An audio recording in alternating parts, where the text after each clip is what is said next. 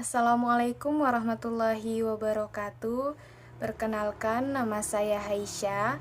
Saya adalah mahasiswi dari Pendidikan Bahasa dan Sastra Indonesia, Fakultas Ilmu Pendidikan, Universitas Muhammadiyah Jakarta. Di sini saya sedang melaksanakan kegiatan PPL, di mana nanti untuk pertemuan kedepannya saya akan mengajarkan mata pelajaran Bahasa Indonesia yang didampingi oleh Ibu Eis. Dalam video kali ini saya akan menjelaskan mengenai berita. Yang pertama, unsur-unsur berita, dan yang kedua, cara menyimpulkan atau meringkas isi berita. Apa sih yang dimaksud dengan teks berita itu? Nah, jadi teks berita itu adalah suatu teks yang berisi mengenai suatu hal, kejadian, atau peristiwa yang terjadi, dan peristiwa tersebut masih hangat untuk dibicarakan.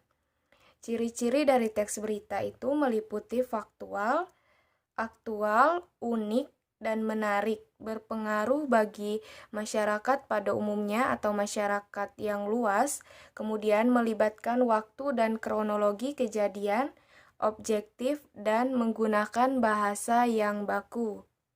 Unsur-unsur berita ada 6, di mana unsur-unsur berita tersebut dikenal dengan istilah 5W plus 1H, yaitu what, who, why, when, where, dan how.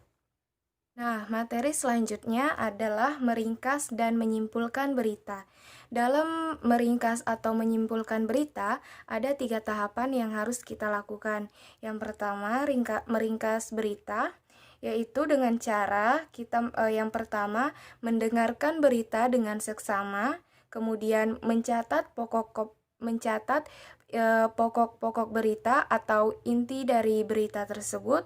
Kemudian yang ketiga, membuat ringkasan berita.